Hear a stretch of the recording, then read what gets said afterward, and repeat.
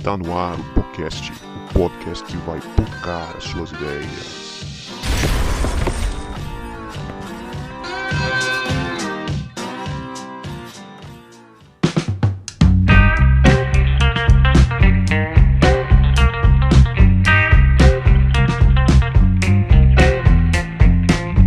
Para você que achava que a gente não voltava, a gente voltou. E este é o podcast que vai tocar as suas ideias.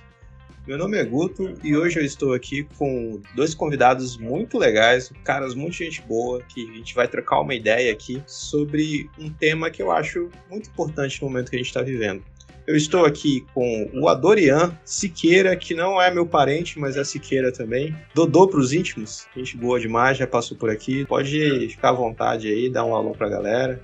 Fala galera, que bom estar aqui com vocês de novo, cara, uma honra imensa participar desse bate-papo com vocês, participar do podcast, né, que é um dos meus podcasts preferidos, já vou lançar aqui logo. E a gente está aqui também com o Thiago Surian, direto de Uberlândia, para trocar essa ideia com a gente. Surian, pode ficar à vontade para dar um salve para a galera, falar alguma informação importante sobre você aí, fica à vontade. E aí, pessoal da Terra Santa, né, o Espírito Santo, eu estudei no seminário com o pessoal do Espírito Santo e eles falavam que era Terra Santa. Nunca fui, mas eu tenho vontade de conhecer. Qualquer dia eu vou aparecer aí para conhecer esse lugar maravilhoso. As fotos que eu vejo, o pessoal que conhece que mora aí no Espírito Santo mostra as fotos e fica aquela invejinha santa, né? Eles me fazem pecar com inveja das paisagens e tal.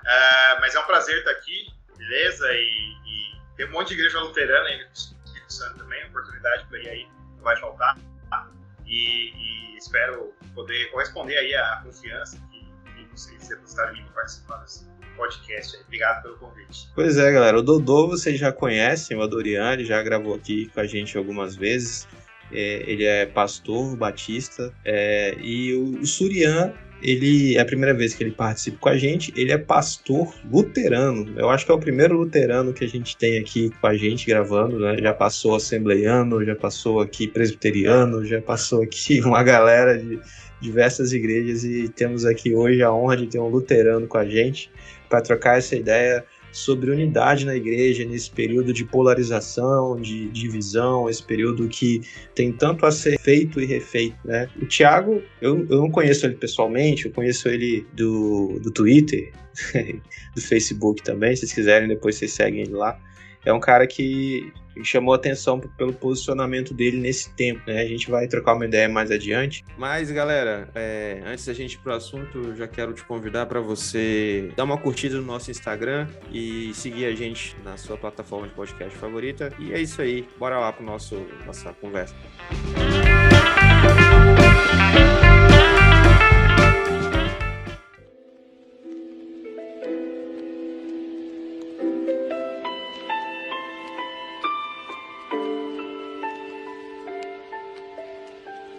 Muito bem, gente. A gente vai trocar essa ideia sobre a unidade da igreja em tempos de polarização, no pós-eleição que a gente viveu. Eu acho que esse tema é muito importante nesse momento que a gente está vivendo. Eu queria partir de um texto bíblico lá de João 13, versículo 34, 35. Certa vez Jesus disse a seus discípulos: "Por isso, agora eu lhes dou um novo mandamento.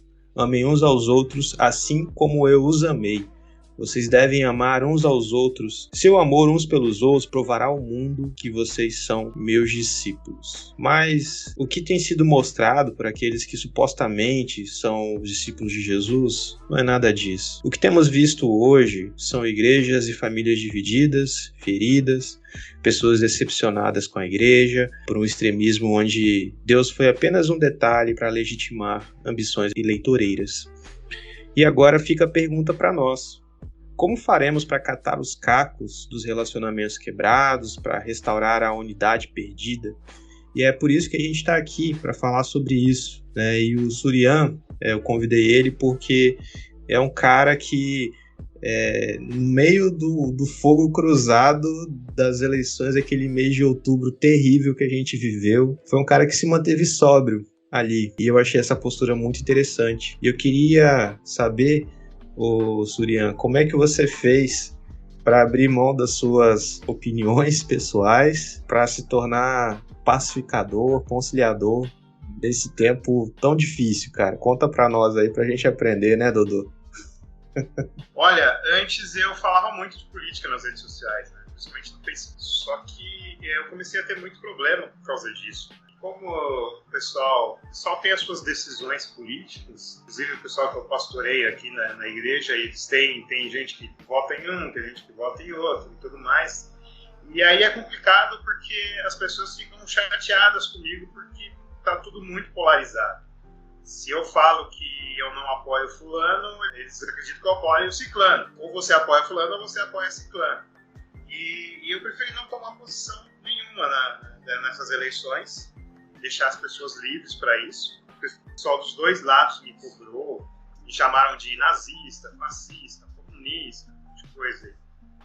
Mas eu falei, não vou tomar posição, eu tenho minhas opiniões, mas eu não vou expressar minhas opiniões, eu expresso para minha esposa, não vou expressar nas redes sociais porque eu quero deixar as pessoas livres. Eu acredito na liberdade cristã nesse ponto de política, né? É claro que os dois candidatos têm problemas, têm erros, têm pontos a serem observados e criticados, mas nenhum dos dois é o anticristo, vai trazer a desgraça para o Brasil, e nenhum dos dois é o santo salvador da pátria. Então, o cristão é livre para votar em qualquer um dos dois. Aí o pessoal ficava, não, se você vota em fulano, você não é cristão de verdade. Se você não vota em ciclano, você não é cristão de verdade. E eu falava o contrário. A justificação o que é? A justificação é dar motivo, né? Se eu cometer uma falta com a minha esposa e ela ficar brava comigo, eu preciso me justificar com ela. Eu preciso dar um motivo do porquê eu fiz aquilo. E ela precisa aceitar esse motivo para que eu fique justificado, né? Para justificar o que eu fiz, né? Se ela não aceitar o motivo, eu não estou justificado, né? Então eu vou ter que pedir perdão dela, né? Porque eu fiz coisa errada. Agora, se eu fiz a coisa certa, mas ela não gostou, eu tenho que dar esse motivo para ela justificar. E o nosso motivo para ser cristão de verdade é Cristo, é a fé. A justificação é somente pela fé, não é pela política, né? Não passa pela política a justificação. Então, você é justificado pela fé somente, né? Não é por obras. Então o pessoal estava colocando o motivo de ser cristão de verdade, você votar em fulano ou ciclano. E eu preguei que não, que a justificação é somente pela fé, e você é livre para votar em quem você quiser, desde que você pense no bem comum e não apoie as coisas erradas que eles fazem, né? Os dois candidatos que foram para o segundo turno, que polarizaram as coisas, têm coisas erradas, e a gente não pode apoiar só porque ele é um candidato que a gente gosta, né? Pode votar nele, mas não pode apoiar as coisas erradas que eles fazem. Então, foi isso que eu me posicionei. Falei, vocês votem em quem você quiser. Muita gente ficou brava comigo, teve gente que deixou de me seguir e tudo mais, né? Eu era de uma certa posição política, né? Entre direita e esquerda, não vou falar qual é, eu era de uma posição, mas eu me decepcionei muito, porque quando aconteceu uma situação que polemizou, viralizou, eu emiti a minha opinião e as pessoas ficaram bravas, da mesma posição política que eu, ficaram bravas porque eu não concordei com o que essa posição a maioria disse que era para pensar. Eu falei, não sou obrigado a pensar igual a maioria, eu penso dessa forma e eu não concordo, mas eu não xinguei ninguém, não falei nada. Mas o pessoal ficou bravo comigo, teve gente que me bloqueou, teve gente que fez um esposo de mim, assim, fez um dossiê mostrando o quanto eu era uma pessoa ruim, sabe? E aí eu percebi que os dois lados é cheio de gente fanática que... É claro que tem gente boa também nos dois lados, né? Não é só gente fanática, mas tem muita gente fanática que coloca a narrativa, o argumento acima da vida humana, acima da amizade. Se você não concorda com a ideologia, com o argumento, com essas coisas, se você não concorda com o conservadorismo, com o progressismo, você é desumanizado, você deixa de ser um ser humano, um amigo, você deixa de ser amigo e você é pisado porque você não concorda em questões secundárias, em questões que não são importantes, sabe? Então eu percebi que, pra mim, é claro, eu respeito quem quer seguir uma ideologia. Não tem nenhum pecado você seguir, ser de direita ou de esquerda, não tem nenhum pecado. Como eu falei, você tem que aproveitar o que é bom pro bem comum e não seguir aquilo que é ruim, aquilo que é errado, né? Aquilo que for pecado, você não segue. Mas aquilo que for bom, você segue. Tem coisas boas nos dois lados, né? Só que eu percebi que, pra mim, não dá, porque passar por esse estresse, eu sofri muito, amigos que eu sinto saudade até hoje, que deixaram de ser meus amigos por causa de uma narrativa, por causa de um argumento, sabe? Por causa de uma ideia. Eu fiquei, gente, não é isso que eu quero pra mim, sabe? Então eu preferi me abster. Acho que por isso que para mim foi mais fácil não me posicionar, porque eu não tinha posição nenhuma, mas eu tinha minhas opiniões sobre os dois lados, sobre os dois candidatos. Eu parei de me expressar, antes eu me expressava, mas eu parei de me expressar em respeito às pessoas que têm as suas opiniões, que têm seu direcionamento político, e também para que eu pudesse dar essa liberdade para as pessoas, para elas pensarem com liberdade aquilo que elas achavam melhor do nosso país. Eu falei lá na introdução que foi um tempo que machucou muitas igrejas, né? Mas também para os pastores foi muito estressante, né, cara? Eu sofri um tipo de pressão, assim, também. Colegas que tinham essa mesma posição de não usar o púlpito para influenciar, né, para nenhum dos lados, sofreram também pressões terríveis, né, para se posicionarem com esse argumento de que a vida, de que o futuro dependia, a nossa fé sendo questionada, né, para a gente não manifestar voto em um e em outro. Então, queria aproveitar esse espaço aqui para falar para você que está ouvindo aqui, para orar pelo seu pastor também, porque seu pastor sofreu pra caramba nesse tempo, né? Ser pastor nesse tempo foi difícil pra caramba. É até um alento, assim, ouvir o Surian falando isso, e você também, Guto, porque foi um momento difícil, assim. Foi um momento, até chegou um certo ponto que eu cheguei até a me questionar se de fato a minha posição de não expor a minha posição ou a minha opinião era de fato que era verdade, assim. Eu orei algumas vezes por isso, porque a gente foi pressionado por todos os lados pressionavam como se nós fôssemos portadores da verdade de Deus, né? Isso é muito perigoso, assim, especialmente no ministério pastoral. As pessoas tendem a olhar pra gente, eles têm uma expectativa que a nossa opinião seja a opinião de Deus, eles fazem muito essa confusão. Então assumir uma postura, a minha pelo menos, o meu propósito não era nem fugir de briga, assim, porque eu não gosto de discussão de fato, mas a minha proposta era tentar ser um ponto de paz no meio desse caos que tava, sabe, de mensagens. Eu queria discutir outras coisas, eu queria fazer piada, eu queria conversar sobre outras coisas, porque o mundo estava girando muito além de tudo que a gente estava vivendo. Então, de verdade, assim, não esperava que em poucos minutos, eu ouvindo vocês falando, isso viesse no meu coração como um alento, porque foi um tempo muito difícil, cara. Foi um tempo muito difícil, pastoralmente falando, exercer o ministério sem corromper aquilo que eu acreditava, né? Que eu não deveria usar, o que eu deveria me abster, pelo menos, foi a minha forma de expressar. Eu deveria me abster de falar sobre isso, e até porque também eu não tenho tanta qualidade cognitiva política para poder falar sobre esse tipo de assunto, assim, sabe? Então, não é sempre que a gente deve se expressar, porque nem sempre a gente conhece de tudo, né? E aí, cara, nesse tempo foi muito sugado, muito sugado. E graças a Deus, é bom encontrar pessoas que pensam parecido nesse. Foi difícil, porque a gente tava escondidinho, parece, nesse período, né?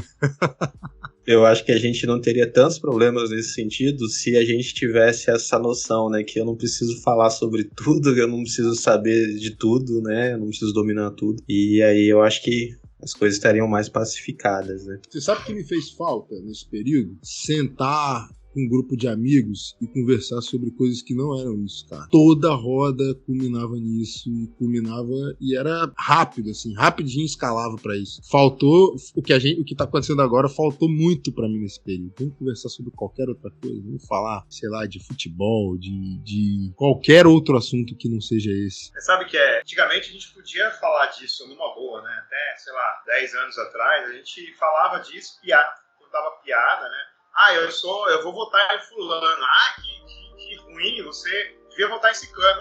Vou votar em fulano. Então tá bom, tá? Ninguém se matava por causa disso, né? Agora não, agora você vai trazer o apocalipse, o Armagedon, se você for votar em fulano ou ciclano, sabe? Então é complicado, aí vira aquela briga, tem gente se matando. Aqui em Uberlândia mesmo, da Federal aqui, 2 alunos da Federal estavam conversando em outro lugar fora da Federal, e eles começaram a discutir por causa de voto, e um foi lá e matou o outro. Então é complicado, né? O pior de tudo é que isso agora a gente ouve muito caso desse, não é caso isolado, mas os caras estão se matando mesmo por causa disso. Exatamente. Eles querem empurrar a gente pra algum lugar, sabe? Você tem que ficar em algum lugar, você tem que brigar de algum lado. Se você não vai brigar, isso não é possível.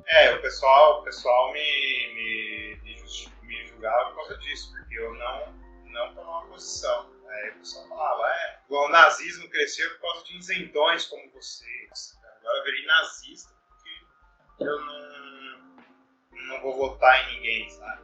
Tipo, eu não apoio ninguém. Umas coisas... Pesado. Eu não fui tão... eu fui um pouco... Não sei se fui covarde, né? Eu tirei férias nesse período do segundo turno.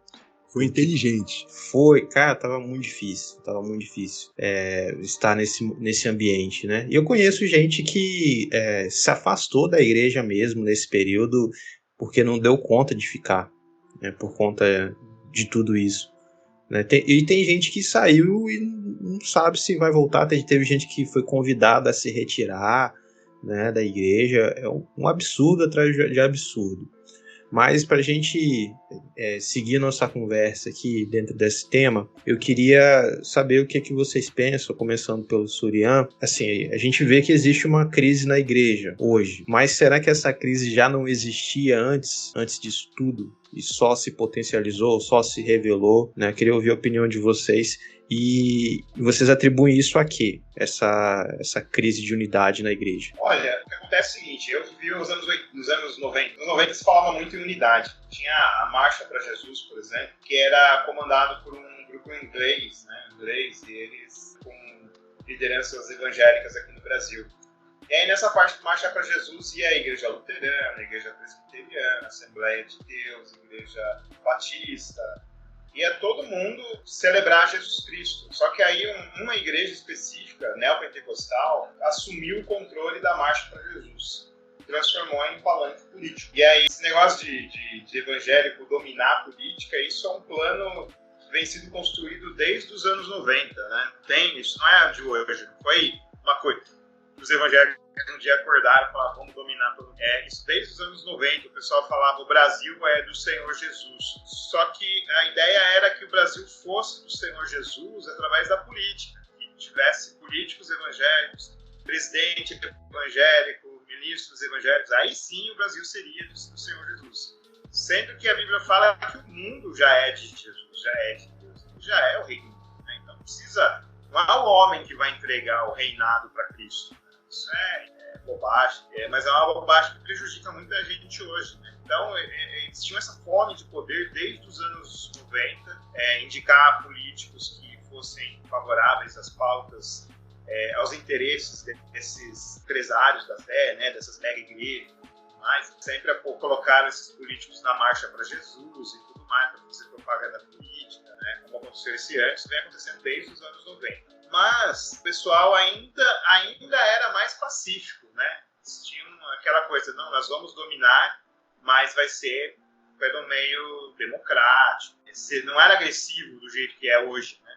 Só que hoje em dia, por exemplo, na época eles faziam, não vou entrar no assunto de armamento civil, tá? Mas você vê só contando a história dos evangélicos nessa questão, né? Eles, na Marcha para Jesus, eles recolhiam armas para destruir armas. Eles queriam desarmar a população civil para destruir armas, para coibir a violência. Hoje, essas igrejas apoiam que as pessoas tenham armas. Pastores posam armados, membros posam armados, ou seja, mudou a fé. Antigamente, você tinha campanha contra o racismo, por exemplo, nas igrejas.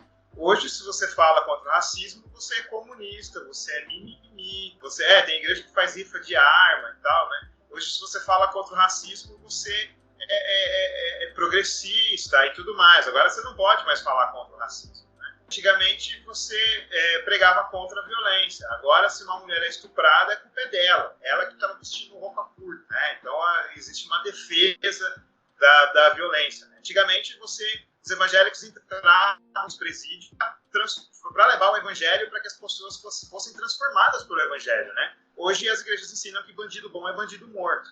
Então, você vê que mudou, né, a fé deles, né? Antigamente era uma fé, agora eles têm outra fé. Essas igrejas que se envolvem com política majoritariamente. Né? Do outro lado, você tem igrejas que antigamente ensinavam que a Bíblia é a palavra de Deus e agora eles acreditam que você acreditar na Bíblia como palavra de Deus é fundamentalismo. E acreditam que os problemas, essa maldade toda que muitos evangélicos pregam, é fruto de uma leitura literal da Bíblia, sendo que a Bíblia não ensina a maldade, né? Eles colocam a culpa na Bíblia, né? Então, dizem que a Bíblia não é mais a palavra de Deus. Aí eles introduzem várias bizarrices na igreja, né? Questões, assim, de um lado, parece que a moral bíblica é só sexual, é só relacionada a sexo e aborto, sabe? Se você fala de outras questões, racismo, machismo, pobreza, essas coisas, você é taxado de comunista e você é imoral, você é liberal, né? Você é progressista, se você fala disso. E do outro lado, parece que a moral é só social, você só pode falar de pobreza, de racismo, mas não pode falar de moral sexual, você não pode falar da família como é que a Bíblia ensina que tem que ser uma família, como a Bíblia ensina em relação ao sexo, o que a Bíblia ensina em relação ao aborto. Senão você é fundamentalista, você é xiita, você é terrorista, você é nazista, fascista, entendeu? Então, dos dois lados, você vê que a fé mudou das pessoas, né? Elas estão seguindo mais ideologias do que a palavra de Deus, né? Tanto de um lado, um diz que segue a Bíblia, mas não segue, porque tira várias partes da Bíblia para ficar só falando de sexo, aborto, ideologia de gênero, é só isso, né? E outro já diz que não acredita na Bíblia e joga fora essas orientações bíblicas em relação a esses temas também. Então, eu acredito que isso tem sido semeado desde os anos 90, talvez, né? Mas da forma como a gente vê hoje, mudou muito. Nos anos 90 a ideia era outra. Já era ruim, mas agora ficou pior, né? Então, eu acho que mudou muito a mentalidade da maioria dos evangélicos hoje. Seja para um lado, seja para o outro. Pra mim, o que ele falou foi perfeito, assim. Eu acho que o que eu consigo enxergar, inclusive com os panos de fundo históricos que o Surya apresentou, é que a igreja tem um sério problema, Guto, quando ela começa a se distanciar do seu propósito. Então, não é ruim a gente ter gente crente na política, não. Por que não é ruim? Porque ele tem uma cosmovisão baseada no amor, sabe? Por isso que é legal ter gente lá. Agora, quando o cristão chega lá na política porque ele quer fazer leis para defender interesses que são da instituição, ele perdeu o propósito de estar lá. Entende? Ele perdeu o propósito de colocar aquilo que, na verdade, a cosmovisão cristã dele, aquilo que o evangelho ensinou para ele, está sendo trocada pela imposição de algo que, na verdade, ele acredita, né? Então, assim, a igreja, quando vai perdendo o seu propósito, da sua missão, ela começa a descambar e começa a fazer coisas que não são a partir da igreja. O Surya citou alguns casos aí que a igreja defende. Eu vou tentar ilustrar para vocês assim, e nem vou entrar nessa base, tá? A igreja pode discutir socialmente se o aborto é algo problemático. E, de fato, se eu fosse até expressar minha opinião, hoje eu consigo enxergar civilmente o aborto como sendo um problema social. O que a gente não pode discutir isso é na frente de um hospital de uma menina que foi abusada. O lugar de discutir isso é no Congresso, entende? Então a gente tem o problema de uma menina de 11 anos e pessoas influenciadas pela sua ideologia, isso que tem que ficar claro, influenciadas pela sua opinião, estão na frente de um hospital protestando contra uma menina de 11 anos que foi abusada. Esse não é o local para fazer isso. O local para fazer isso é no Congresso. Então, assim, a igreja começa a perder o seu propósito quando ela se une a ideologias e não a causa que ela está se propondo, sabe? Ela não faz aquilo que foi enviado, mas ela vestiu uma camisa de time e ela vai defender esse time, seja a qualquer custo. Ela não consegue diferenciar que algumas coisas são a respeito da verdade de Deus, outras coisas são a respeito da opinião, a forma como ela acha que a sociedade deve ser conduzida. Eu acho muito legal, tem um poema do Alberto Caeiro, que é um heterônimo de Fernando Pessoa, que ele diz assim que o universo não é uma ideia minha. A minha ideia de universo é que é uma ideia minha. Então, se a gente consegue parafrasear isso a respeito da nossa opinião, a gente tem uma opinião de como a gente vê o mundo. E, de fato, a opinião cristã, ela nos apresenta um envolvimento de amor, sabe? A gente pauta as nossas ações, ou deveria pautar as nossas ações no amor, naquilo que a gente foi ensinado a partir da visão bíblica. Mas essas coisas não têm que ser impostas a ninguém. A igreja não tem que chegar em âmbitos políticos para ela se impor como instituição. Deus nunca pediu isso. Deus nunca pediu que a gente fosse lá para defendê-lo, sabe? Mas que a gente pudesse demonstrar que ele que é amor, através das nossas ações, das nossas atitudes. O mundo precisa da igreja, cara. O mundo precisa de pastores. O mundo precisa de cristãos, porque ele precisa de mais amor. Mas ele não precisa que a gente imponha o que a gente acredita pra ninguém. Ele não precisa que a gente vista a nossa camisa de time e saia colocando isso como se as pessoas devessem acreditar como nós acreditamos. Então eu acho que a igreja precisa olhar muito para a sua missão, para o seu propósito. Porque se ela desviar um pouquinho o olhar disso, a gente perde tudo que a gente constrói. Tudo que... às vezes eu tenho essa impressão. Tem uma galera ralando muito para construir a base, sabe, do que a igreja está fazendo no mundo. E vem uma galera com peteleco e começa a querer destruir. Então, parece um jogo de Lego, né? Uma galera constrói, outra destrói, uma constrói, outra destrói. E cada um tentando fazer aquilo que acha que é a sua verdade. A gente tem que voltar a olhar para a nossa missão, para aquilo que Deus mandou.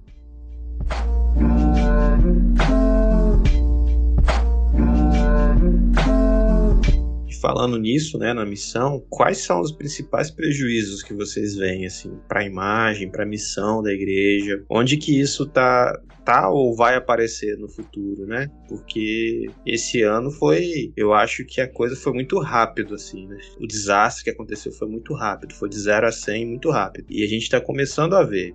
E creio que vai aparecer mais no futuro. Quais são os principais prejuízos para a imagem, para a missão da igreja a partir desses eventos que a gente viveu recentemente? Eu acho que eu ouvi dias atrás, assim, que logo depois do resultado das eleições, que a igreja tinha perdido. Ouvi alguém falando que a igreja perdeu. Aliás, eu ouvi comentaristas de grandes emissoras falando isso. Como é que a igreja vai se comportar agora que ela perdeu? É triste que a gente tenha passado essa imagem de que a igreja está vinculada a alguém, né? E esse alguém não é Jesus de fato, mas é só mais uma pessoa. Eu gosto muito daquele texto do Evangelho de João, capítulo 17, acho que é no versículo 21, que é uma oração de Jesus. Preguei ele há pouco tempo. Na oração de Jesus ele diz que está falando sobre a unidade, né? Assim como ele é um com o Pai e o Espírito é um com ele e com o Pai. Ele deseja que o Senhor proteja aqueles que irão crer, para que todos sejam um, assim como tu estás em mim e eu em ti, que eles também estejam um em nós. E aí ele termina dizendo, para que o mundo creia que tu me enviaste. A unidade da igreja é um fator, eu não diria nem essencial, eu diria que é um fator que é essencial e necessário para a missão, sabe? A gente dividido, a gente sem conseguir expressar para o outro a nossa opinião, sem ser taxado, sem ser, às vezes, ridicularizado, criminalizado de alguma forma, a gente perde. Quem perde com isso é a missão. Quem perde com isso são as pessoas que a igreja deseja ganhar. Quem perde com isso são as almas de pessoas que não vão querer ouvir o que a gente tem para falar, porque tem da igreja uma imagem de que ela não é. A igreja do Senhor Jesus não é. O que Cristo tentou nos ensinar é que a gente fôssemos pacificadores, né? Ele fala isso no sermão, bem-aventurados os pacificadores. A igreja, ela tem que ser um ponto de paz. E o prejuízo para uma igreja que não é unida, o prejuízo para uma igreja que revela uma imagem dessa é essencialmente na missão que ela vai trazer. E o prejuízo na missão traz um prejuízo na sua própria essência. Uma igreja que não cumpre a sua missão, o seu id, que não traz a salvação para esse mundo, é uma igreja que vive sem sentido, sabe? Ela tá... É quase que uma coisa egoísta. Eu vou esperar a volta do Senhor Jesus aqui e daqui até lá não faz diferença da forma que eu vivo, porque eu não vivo naquilo que eu existo para viver. Então eu acho que, baseado nessa oração de Jesus, a unidade da igreja, ela é essencial, fundamental, para que a gente volte a exercer a missão que nos foi proposta. E a missão de ser um ponto de paz, de ser luz, né?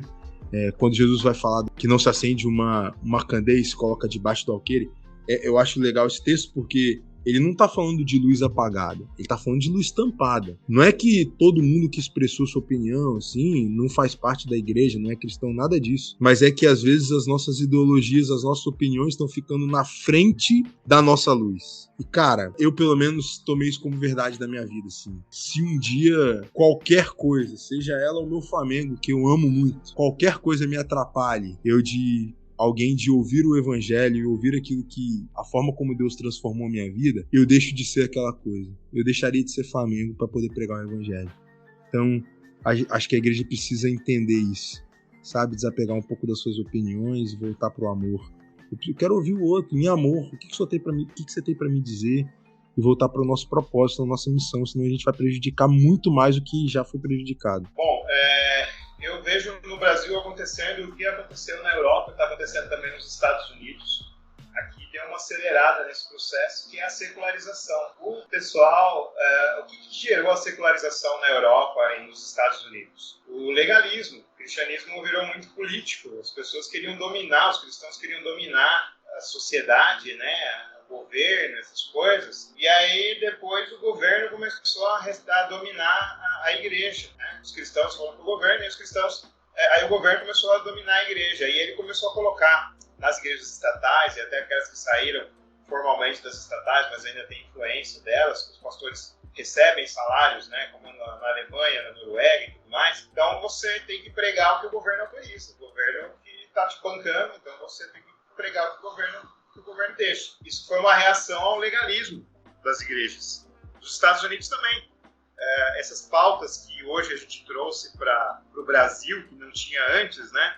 Sair por aí matando as pessoas para defendendo a família, perseguir os homossexuais, oprimir as mulheres, os pobres, achar que pobre é vagabundo e tem que se virar nos 30, não pode ajudar os pobres e tal. Isso tudo era dos Estados Unidos, que não tinha aqui no Brasil, agora tem, né? E nos Estados Unidos as pessoas reagiram a isso. Não, isso é maldade, isso é maldade.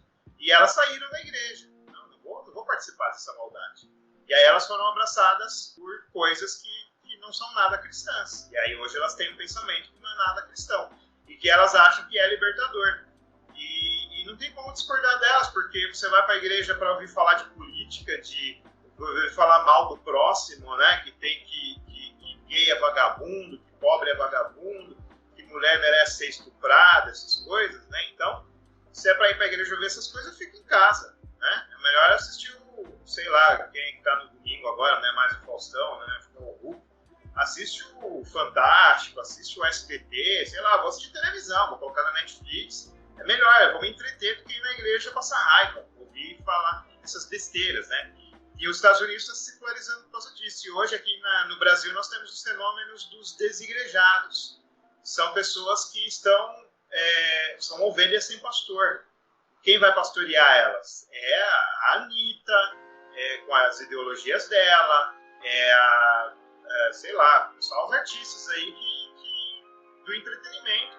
Você vai assistir o Netflix, vai ver que coisas que são pecado, na verdade, são coisas boas, é bom você fazer. Vai ser pastoreado pelo mundão, porque os pastores não querem mais pastorear as ovelhas, eles querem impor visões sociais para as pessoas. Né? Então, esse processo de secularização eu estou vendo começar a acontecer no Brasil, através dos desigrejados. Você vai falar para o igrejado ir para a igreja? Por que ele vai para a igreja para ficar ouvindo política? Melhor ficar em casa mesmo. Né? Aí tem que falar para ele procurar uma boa igreja. Às vezes não tem uma boa igreja perto dele, é difícil para ele. Então é difícil, é uma situação muito difícil. Né? Antigamente eu falava, eu sou cristão, sou evangélico, mas eu não sou da Universal. Né? Eu tinha que explicar. Não vou pedir seu dízimo. Agora eu tenho que falar, se um homossexual vier perguntar pra mim que eu sou evangélico, eu sou evangélico, mas não se preocupa, não vou te tratar mal. Não vou te tratar mal pra você ser evangélico. Né? Tem ser uma mulher que, sei lá, eu tenho amizade com uma travesti, né? E aí ela ficou espantada de eu virar amigo dela, sendo pastor. Porque é a visão que o pessoal tem, que pastor é carrancudo e vai tratar mal as pessoas. Entendeu? E aí a gente tem que explicar que não. Né? Então é uma pena, né? Eu acho que esse prejuízo está deixando muita gente desigrejada, né? E a gente tem que acolher essas pessoas, explicar que não é todo mundo que pensa assim, né? Não é todo mundo que acha que tem que fazer maldade com as pessoas, né? E muitos evangélicos ainda não acreditam no amor ao próximo como um mandamento, né? Sem nenhum tipo de discriminação ou preconceito. Você falou aí desse fenômeno nos Estados Unidos, né? Do legalismo e tal. Esse discurso moralista que a gente vê na igreja, né, que acaba distanciando as pessoas. Eu lembrei de um negócio que eu li há anos atrás sobre a Lady Gaga, cara. Como que a Lady Gaga, ela atrai essas pessoas que não se encaixavam, né? Eu acho que ela tinha uma música que ela dizia que ela era a mamãe monstro. Então ela atraía essas pessoas que não se encaixavam, essas pessoas que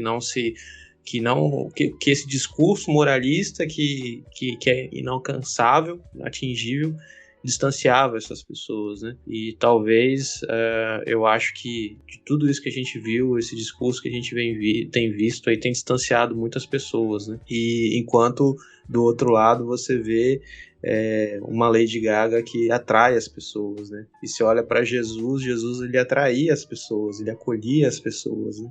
É algo no oposto do que a gente vem visto, o caminho que a igreja vem seguindo, né? Isso vai impactando diretamente na missão e na abertura que a igreja tem com essas pessoas, né? Infelizmente. Agora, a gente falou do problema, né?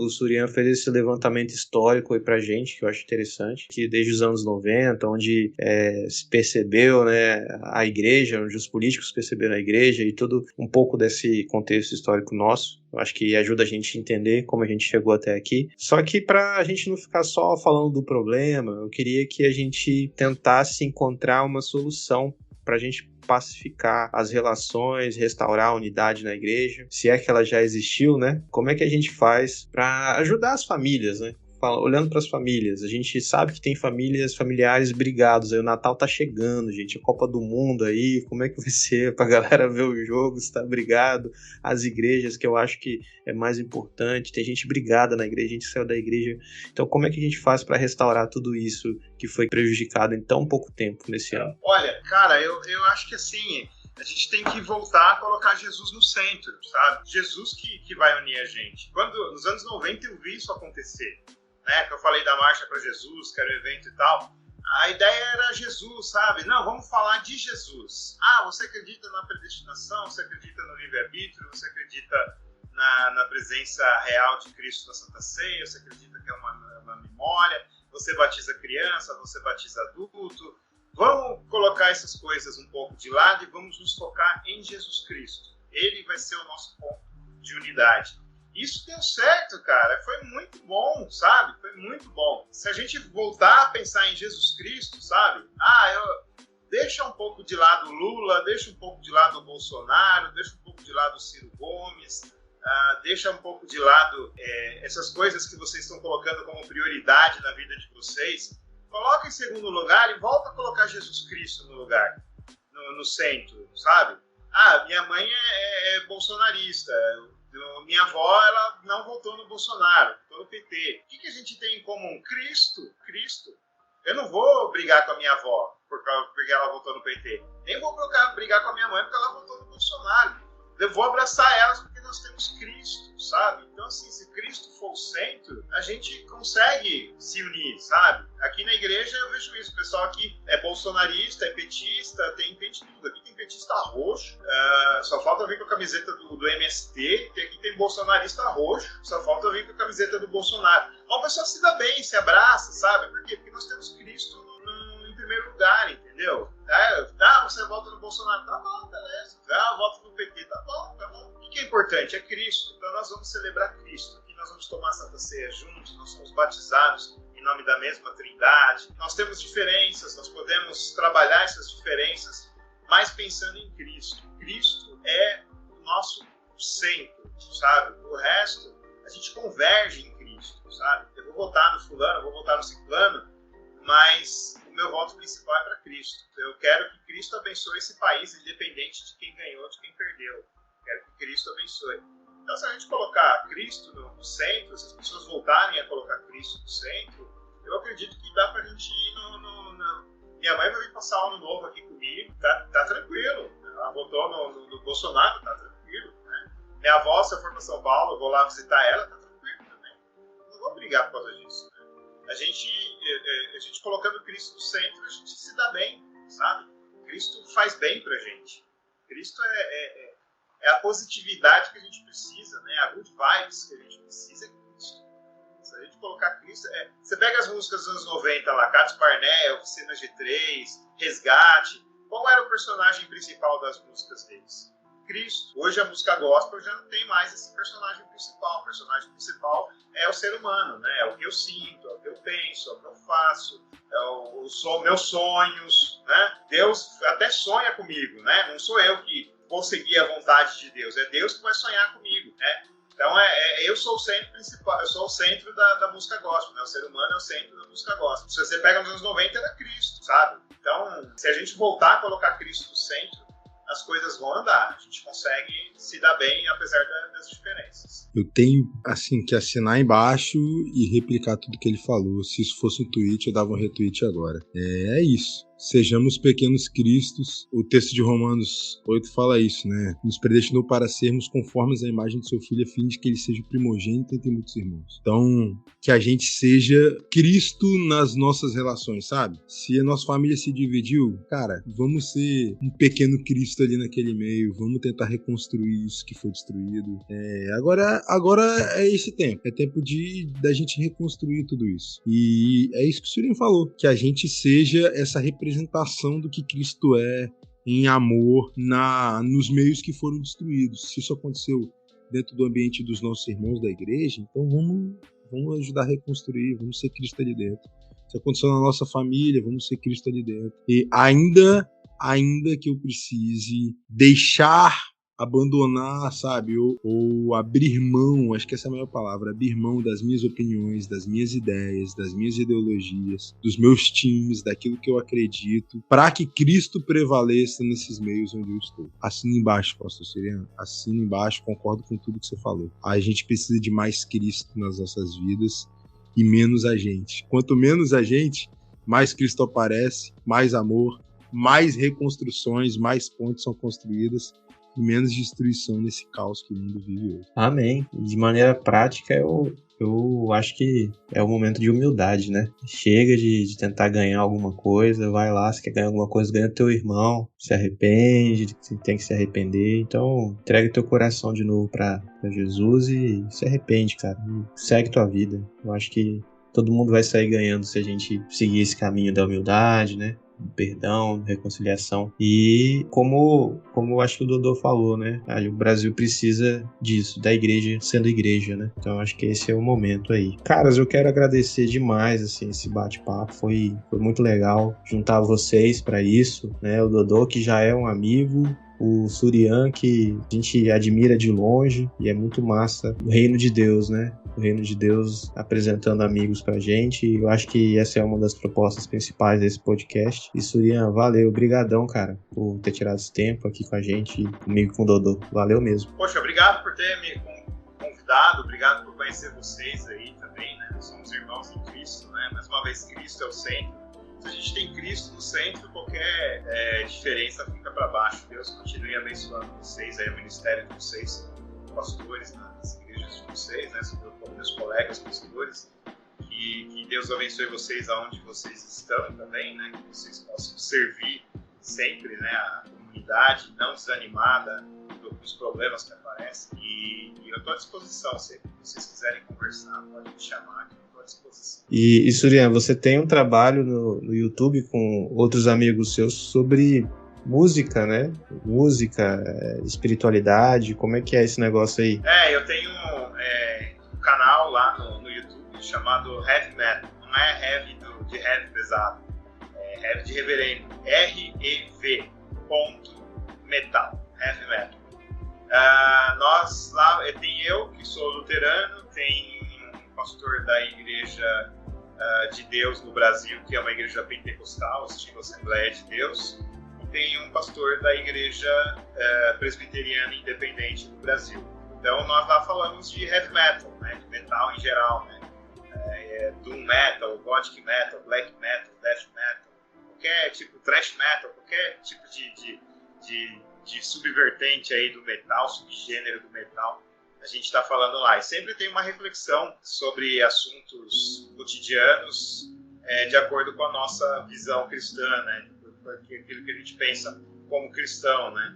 Eu acredito que não existe uma cosmovisão cristã só, né? Acredito que existem várias, e lá prova isso. Eu tenho uma cosmovisão como luterano, o pastor Alexandre tem uma cosmovisão como a pentecostal, o reverendo Sandro Xavier tem uma cosmovisão como presbiteriano, né? E cada um dá a sua opinião, e não, como nós temos Cristo como centro, então a gente converge, né? A gente não disputa, a gente converge em Cristo, né? Então, se você quiser acompanhar lá, vai ser um prazer enorme receber.